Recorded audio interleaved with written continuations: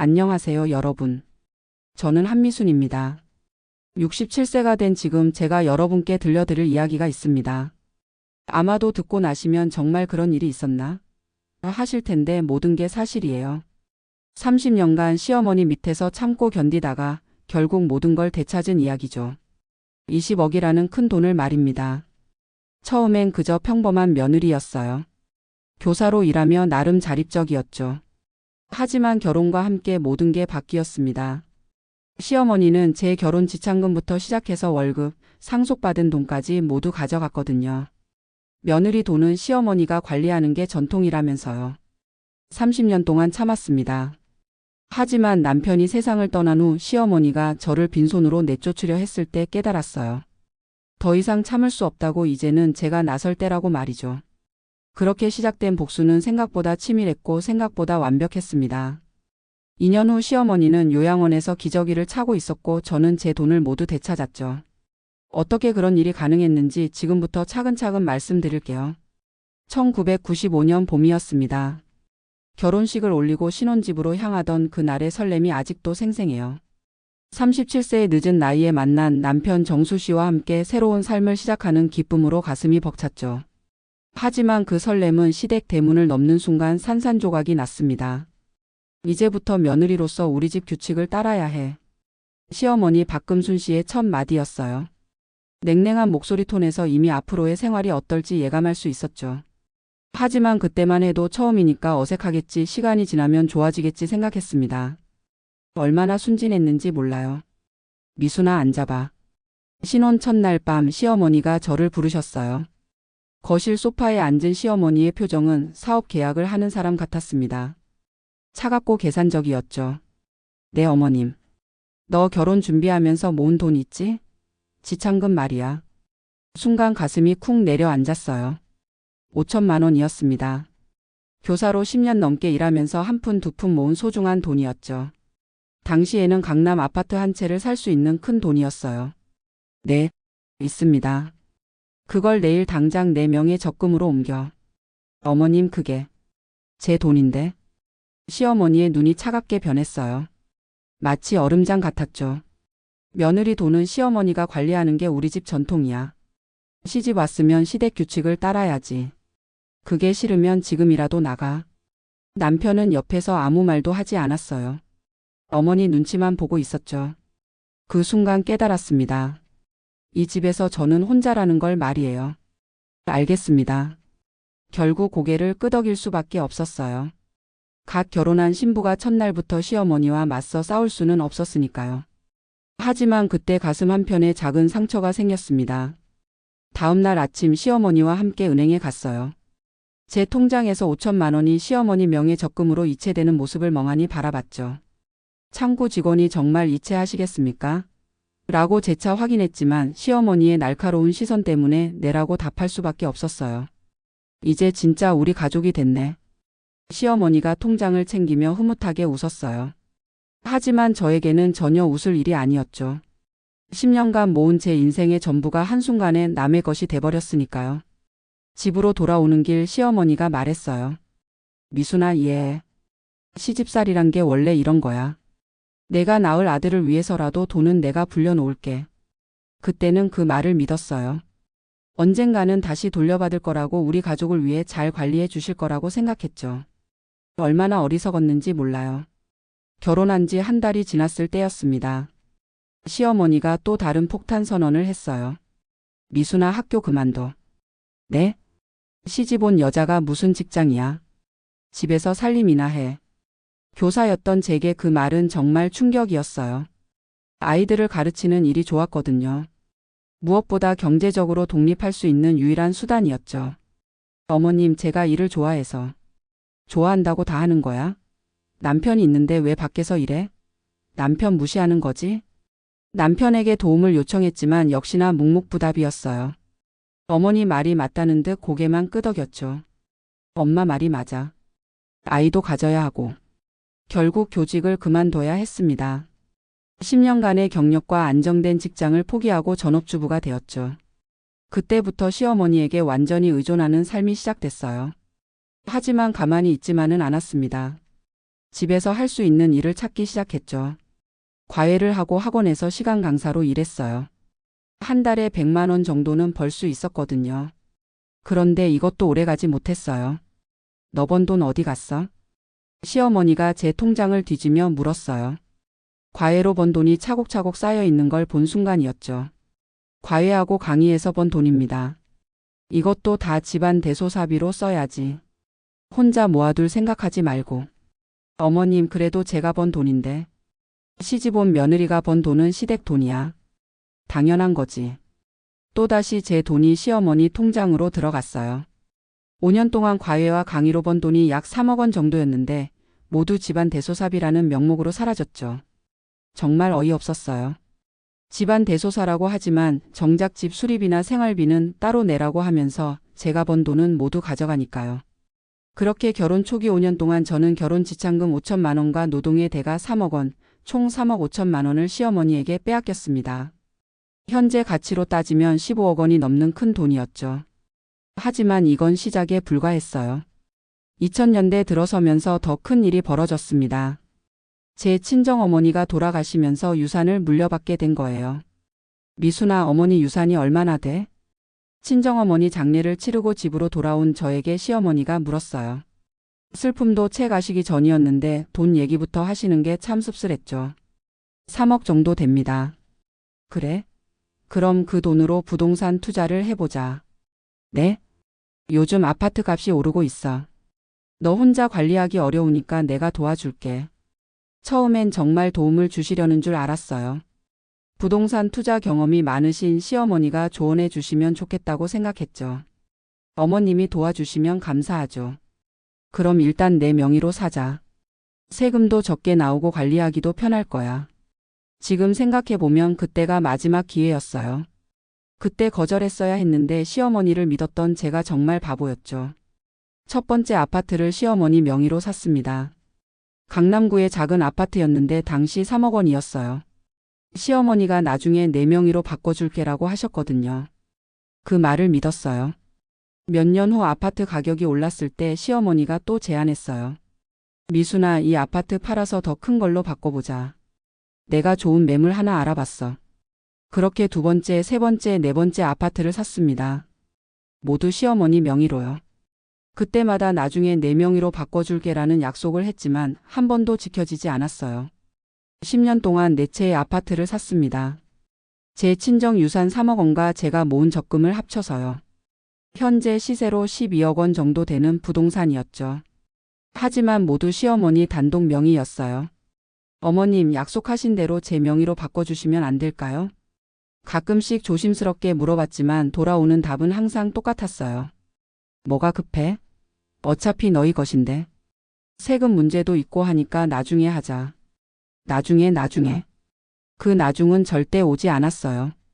그 사이 남편은 어떻게 지냈을까요? 완전히 어머니 편이었어요. 제가 뭘 말해도 엄마가 알아서 하실 거야. 엄마를 믿어야지, 이런 식이었죠. 때로는 화가 나서 따지기도 했어요. 당신은 남편이야, 아들이야? 아내 편은 왜 안 들어줘? 미순아, 엄마는 우리를 위해서 하시는 일이야. 엄마가 언제 우리를 해친 적이 있어? 정말 답답했어요. 어떻게 저렇게 순진할 수가 있을까 싶었죠. 2010년부터는 더욱 교묘한 일들이 벌어졌습니다. 남편이 가입한 종신보험의 수익자를 시어머니로 바꾼 거예요. 정수야, 이거 수익자를 엄마로 바꿔놓자. 왜요, 엄마? 나중에 상속세 문제 때문에 복잡해질 수 있어. 일단 내 명의로 해두면 세금도 안 내고. 또 그 세금 핑계였어요. 남편은 시키는 대로 했죠. 3억 원 상당의 보험금 수익자가 저에서 시어머니로 바뀌었습니다. 국민연금도 마찬가지였어요. 남편 몰래 서류를 위조해서 연금 수급권자를 자신으로 변경했더라고요. 나중에 알았을 때는 이미 늦었죠. 어머님, 이건 불법 아닌가요? 불법은 무슨. 가족끼리 하는 일인데. 어차피 우리 집안 돈이야. 그때부터 알았어요. 시어머니에게 법이라는 건 존재하지 않는다는 걸 말이에요. 오직 자신의 이익만이 기준이었죠.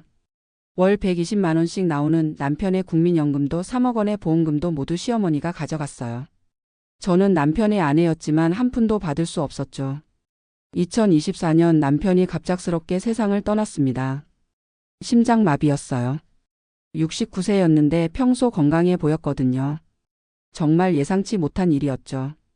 장례식장에서 오열하는 저를 보며 시어머니가 다가왔어요. 미순아, 슬픈 건 알겠지만 이제 현실을 봐야지. 네? 정수 없으니까 이제 너와 우리는 남남이야. 짐 싸서 나가. 장례식장에서 남편의 관 앞에서 그런 말을 하다니. 정말 충격이었어요. 아직 시체도 차갑지 않았는데 말이에요. 어머님, 그래도 30년을 함께. 30년이 뭐 대수야? 피 한 방울 안 섞인 남남인데. 우리 집 재산은 모두 내가 상속받을 거니까 착각하지 마. 그때 시어머니가 꺼낸 게 위조된 유언장이었어요. 남편이 모든 재산을 어머니에게 상속한다는 내용이었죠. 이게 정수 유언장이야. 공증도 받았어. 하지만 저는 알고 있었어요. 남편이 그런 유언장을 작성한 적이 없다는 걸 말이에요. 필체도 다르고 서명도 이상했거든요. 그 순간 깨달았습니다. 30년 동안 참고 견딘 모든 것이 헛된 일이었구나. 시어머니는 처음부터 저를 가족으로 생각한 적이 없었구나. 어머님, 저도 상속권이 있습니다. 상속권? 너에게 줄 건 없어. 지금까지 먹여주고 재워준 것만으로도 감사해야지. 정말 어이없었어요. 제 돈으로 산 아파트들, 제가 낸 보험료, 제가 번 돈들. 모든 게 시어머니 것이 되어 있었죠. 30년 동안 제가 번 돈은 어떻게 된 건가요? 그거야 집안 대소사비로 다 썼지. 영수증이라도 있어? 시어머니는 뻔뻔했어요. 20억 상당의 재산을 모두 자기 것이라고 우기고 있었죠. 그날 밤 절친 순잔의 집에서 잠을 못 이뤘어요. 30년간의 시집살이가 주마등처럼 지나갔죠. 모든 걸 참고 견딘 세월들, 그리고 지금 이 순간까지. 새벽 4시쯤이었을까요? 갑자기 생각이 났어요. 저에게도 카드가 있다는 걸 말이에요. 교사 시절부터 습관이 있었거든요. 중요한 일은 모두 기록으로 남겨두는 것.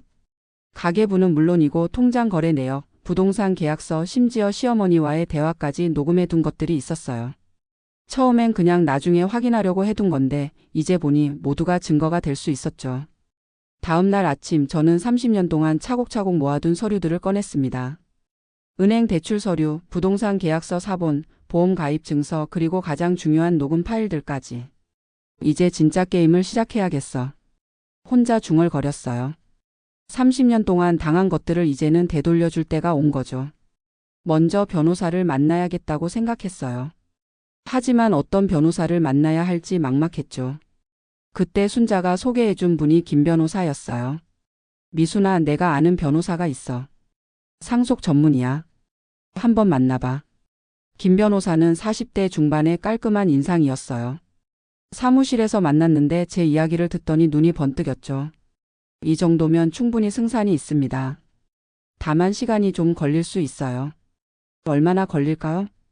최소 1년, 길면 2년 정도 보시면 됩니다.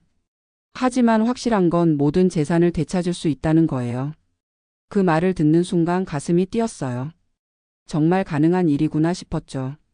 그런데 한 가지 궁금한 게 있는데 어떻게 이렇게 많은 증거를 모으셨어요? 김 변호사가 제가 가져온 서류 뭉치를 보며 놀라워했어요. 교사 출신이라서 그런지 기록 남기는 습관이 있었거든요. 중요한 건 다 적어두고 녹음도 해뒀어요. 대단하시네요. 이 정도 증거면 법정에서 절대 질 수 없어요. 김 변호사의 확신에 찬 목소리가 저에게 용기를 주었어요. 복수 계획은 단계별로 진행하기로 했어요. 첫 번째는 시어머니의 과거 비리를 파헤치는 것이었죠. 교사 시절 인맥들을 동원했어요. 구청에서 일하는 동창, 세무서 근무했던 후배, 은행 지점장 출신 지인. 30년간 쌓아온 인적 네트워크를 총동원했죠. 놀라운 사실들이 하나둘 드러났어요. 시어머니가 소유한 아파트 중 하나는 무허가로 증축한 불법 건축물이었어요. 또 다른 아파트는 임대소득을 신고하지 않아서 세금을 포탈한 상태였죠. 이 정도면 세무조사 한번 들어가면 끝이에요. 세무서 출신 후배가 말해줬어요. 추징세금만 2억은 나올 거예요. 가산세까지 하면 더 많이 나오고요. 드디어 첫 번째 공격이 시작됐습니다. 국세청에 탈세 신고서를 제출했어요. 30년간 누락된 임대소득과 양도소득세 포탈 혐의였죠. 제가 모아둔 증거들을 모두 첨부해서 보냈어요. 2주 후 시어머니 집에 세무조사팀이 들이닥쳤습니다. 박금순 씨 맞습니까? 세무조사 나왔습니다. 시어머니는 당황했어요.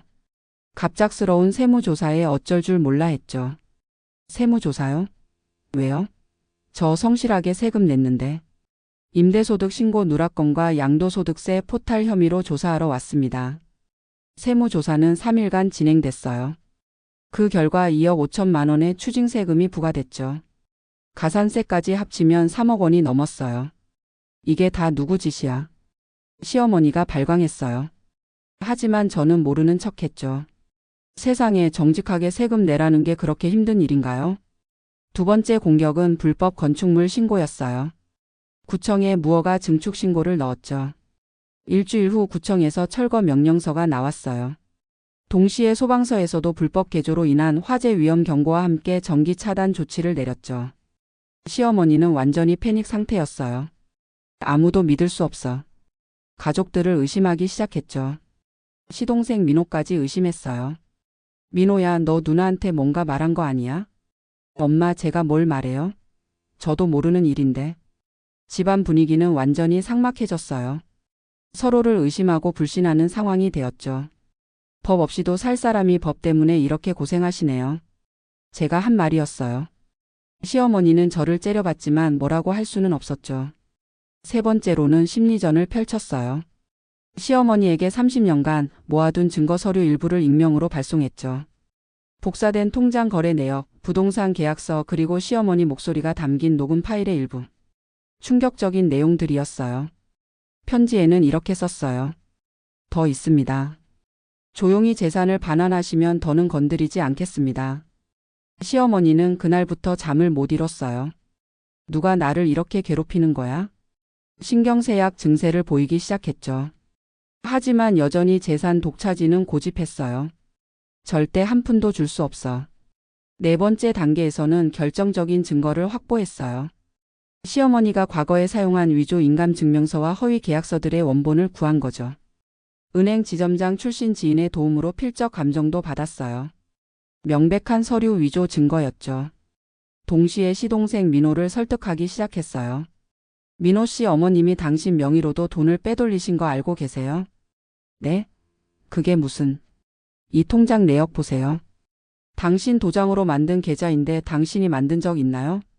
민호의 얼굴이 파랗게 질렸어요. 자기 모르는 계좌가 여러 개 있었거든요.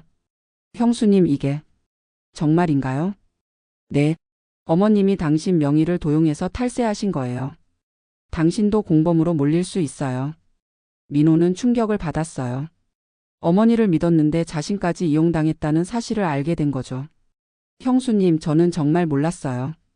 알고 있어요. 그래서 당신에게 말씀드리는 거예요. 이제라도 진실을 말해주세요. 민호는 고민했어요. 어머니와 형수님 사이에서 선택해야 하는 상황이었으니까요. 형수님이 그동안 얼마나 힘드셨는지 알아요. 어머니가 너무 하셨어요. 드디어 내부 협력자를 얻었어요. 다섯 번째 단계는 본격적인 법정 대결이었습니다. 상속 재산 분할 소송과 함께 재산 반환 소송을 동시에 제기했죠. 법정에 들어서는 순간 시어머니와 마주쳤어요. 70대가 넘은 나이에도 불구하고 여전히 기세등등했죠. 판사님, 이건 말도 안 되는 일입니다. 아들 재산을 어미가 물려받는 게 당연하지 며느리가 왜 나서요? 하지만 김 변호사가 준비한 증거들이 하나씩 제시되기 시작하자 시어머니의 얼굴이 점점 굳어졌어요. 이것은 피고 박금순 씨가 30년간 원고의 재산을 갈취한 증거입니다. 통장 거래 내역, 부동산 계약서, 보험 가입 증서. 모든 증거가 완벽했어요. 이건 다 거짓말이야. 조작된 거라고. 시어머니가 소리쳤지만 법정은 조용했어요. 그때 결정적인 순간이 왔어요. 30년간 몰래 녹음한 시어머니의 육성을 틀어준 거죠. 며느리 돈은 내 돈이야. 시집 왔으면 시댁 것이 되는 거지. 내가 뭘 안다고 덤벼. 까불면 당장 내쫓아 버릴 거야. 교사질 그만두고 집에서 애나 봐. 그게 며느리 역할이야. 법정에 시어머니의 생생한 목소리가 울려 퍼졌어요. 관중석에서 탄성이 터져 나왔죠. 시어머니는 얼굴이 새하얗게 질렸어요. 이건 언제 녹음한 거야? 30년 전부터입니다. 교사 출신이라 중요한 대화는 기록으로 남겨두는 습관이 있었거든요. 판사도 놀란 표정이었어요. 이렇게 치밀하고 지속적인 재산 갈취는 처음 봅니다. 그리고 마지막 반전이 있었어요. 시동생 민호가 증인으로 나선 거죠. 판사님, 제가 증언하겠습니다. 민호야, 너 뭐 하는 거야? 시어머니가 소리쳤지만 민호는 계속했어요. 어머니, 형수님이 맞습니다. 어머니가 제 명의로도 돈을 빼돌렸어요. 저도 피해자예요. 시어머니는 완전히 고립됐어요. 마지막 가족까지 등을 돌린 상황이었죠. 이럴 수가. 내가 기른 자식이. 법정에서 오열하는 시어머니를 보는 순간 복잡한 감정이 들었어요. 30년간 나를 괴롭힌 사람이지만 그래도 시어머니였으니까요. 하지만 곧 마음을 다잡았어요. 이건 단순한 복수가 아니라 정의를 찾는 일이었으니까요. 판결이 나오기까지 3개월이 걸렸어요. 그 사이 시어머니는 완전히 초췌해졌죠. 집도 잃고 돈도 잃고 가족들의 신뢰마저 잃은 상태였어요. 드디어 판결일이 왔습니다. 피고 박금수는 30년간 원고 한미순의 재산 총 20억 원을 불법적으로 갈취하였으며 이를 모두 반환하라. 또한 서류 위조와 세금 포탈 등의 범죄 행위에 대해 징역 2년을 선고한다. 판결문을 듣는 순간 가슴이 뛰었어요. 30년간의 한이 한순간에 풀리는 느낌이었죠. 시어머니는 그 자리에서 주저앉았어요. 이럴 수가. 내가 뭘 잘못했다는 거야. 하지만 이미 늦었어요. 모든 게 결정됐죠. 20억 원의 재산이 모두 제게 돌아왔어요. 아파트 4채, 예금 5억 원, 보험금 3억 원. 30년 만에 제 것을 되찾은 거죠. 시어머니는 구치소에 수감됐어요. 2년 실형이었죠. 어머님, 그때 저에게 하신 말씀 기억나세요? 며느리는 시어머니를 평생 모셔야 한다고 하셨잖아요. 면회를 갔을 때 제가 한 말이었어요. 시어머니는 아무 대답도 하지 않았죠. 2년 후 시어머니가 출소했어요. 하지만 이미 치매가 시작됐더라고요. 가족들 얼굴도 제대로 알아보지 못했죠. 요양원에 모셨어요. 제가 비용을 대고 제가 찾아뵈며 돌봐드렸어요. 어머님, 오늘 날씨가 좋네요. 기저귀를 차고 휠체어에 앉아 계신 시어머니를 보며 말했어요. 30년 전 그렇게 기세등등했던 분이 이렇게 변하신 걸 보니 세월의 무상함이 느껴졌죠. 당신, 누구예요? 시어머니가 제게 물었어요. 저를 알아보지 못했어요. 며느리 미순이에요. 30년간 함께 살았잖아요. 며느리? 아, 그래요. 희미한 기억 속에서 무언가를 떠올리시는 것 같았어요. 매주 요양원을 찾아뵈며 돌봐드렸어요. 그럴 때마다 생각했죠. 진짜 복수는 복수 자체가 아니라 용서와 새로운 시작이라는 걸 말이에요. 되찾은 20억 원으로 사회복지 사업을 시작했어요. 어려운 형편의 며느리들을 돕는 재단을 만들었죠. 미순재단이라고 이름을 지었어요. 시집살이로 고생하는 며느리들에게 법률 상담과 경제적 지원을 해주는 곳이었어요.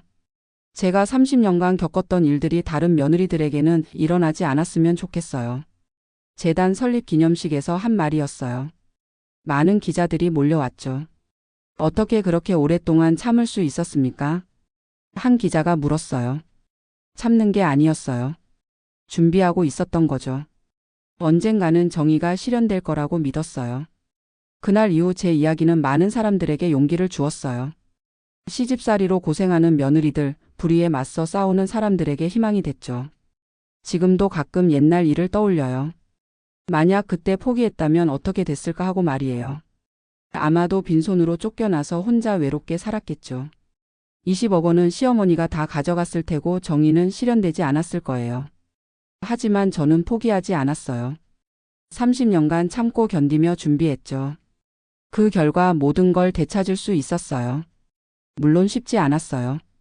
법정에서 시어머니와 맞서는 것도 가족들의 시선을 감당하는 것도 힘들었죠.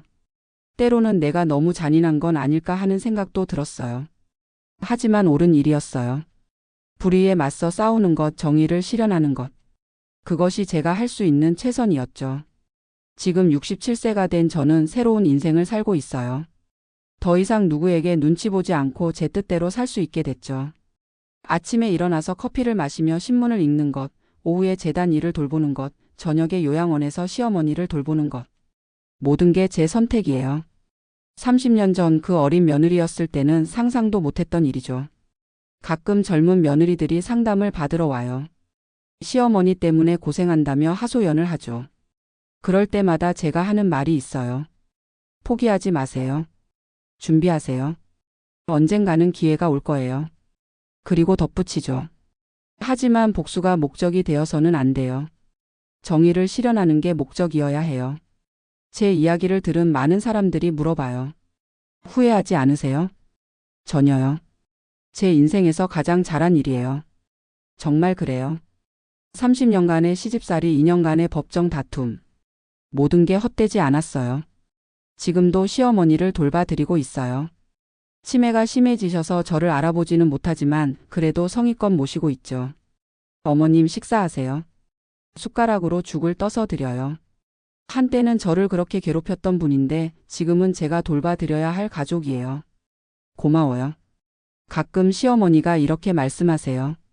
저를 알아보지는 못하지만 누군가 자신을 돌봐준다는 건 아시는 것 같아요.